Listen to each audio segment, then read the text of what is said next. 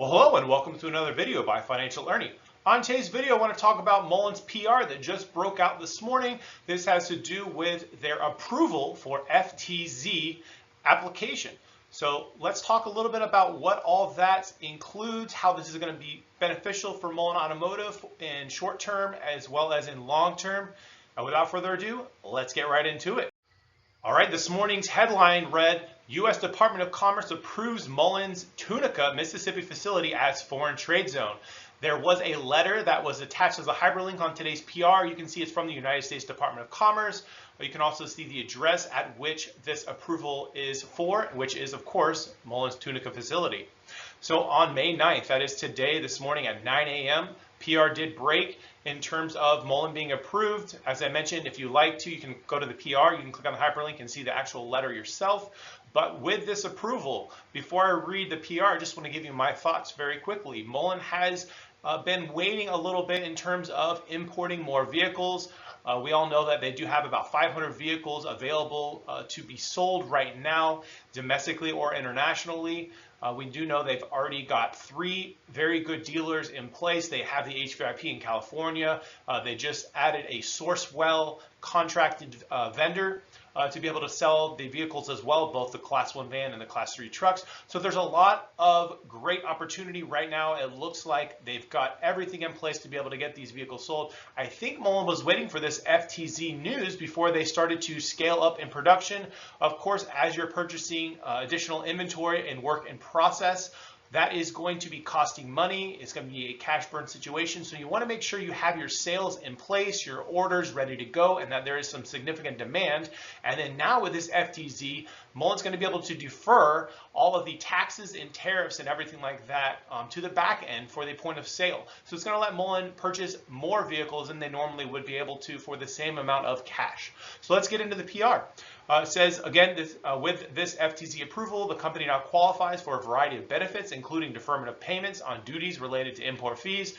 For domestic U.S. sales, the company is able to match import duty payment to when the vehicles are shipped from the zone, which, again, that would be when they get ready to get sent to the dealership or to the final customer. That is when these duties and fees will be due for domestic.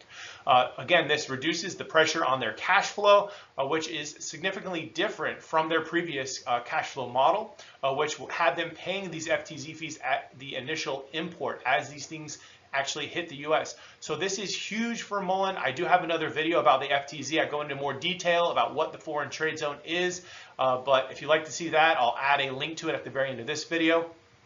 But Mullen is estimating that for domestic sales, this deferment allows them, it frees up about $21 million between fiscal year 24 and fiscal year 25. So that's a huge benefit from Mullen, so they can scale up the production and get some larger orders filled when those orders do come in.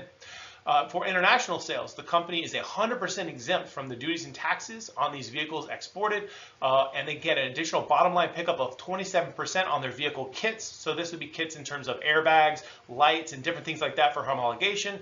And then they also get about 11% on the vehicle batteries when they import these CATL batteries in from foreign countries. And then overall, it averages about 20% additional profit margin for international sales. So Dominican Republic, anywhere else in Europe, anywhere else in the Asian market or in the South American market, this opens the door for some additional profit margin, which again, that's going to help them on their bottom line to be able to scale up and to become a profitable company.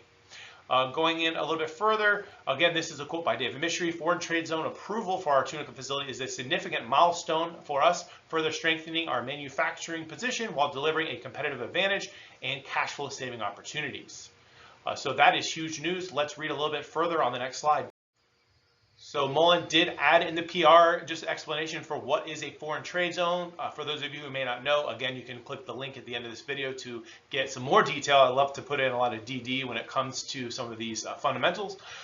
You can read this section. Go ahead and pause the video now if you like. And then also you can see the letter that Mullen did receive. I shared the address for the actual physical location of the Tunica facility, and on the header of the letter, it did talk about it coming from the U.S. Commerce. So this is huge news for Mullen Automotive. It is effective May 8th. You can see the signature. I put that at the bottom right.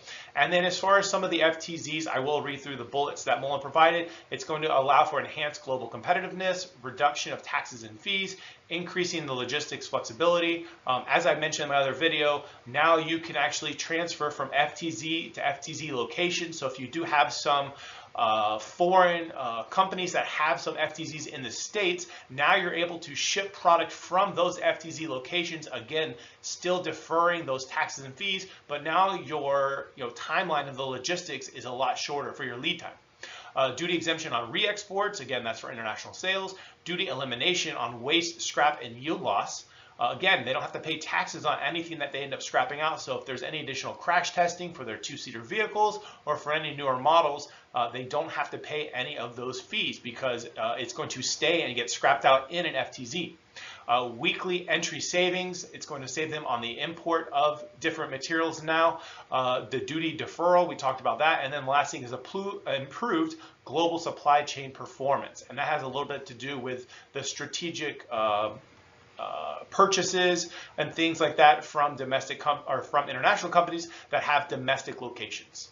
So thank you all so much for watching this video. I hope you enjoyed. If you did, please give it a like, subscribe if you haven't already, leave me a comment, let me know your thoughts on Mullen's FTZ approval. And then again, I am not a paid representative of Mullen. I do not receive any type of benefit at all from the company. I am just an investor. I do have a long position in Mullen Automotive. Very excited for the fundamentals and how these sales will look in the rest of this year and in 2025.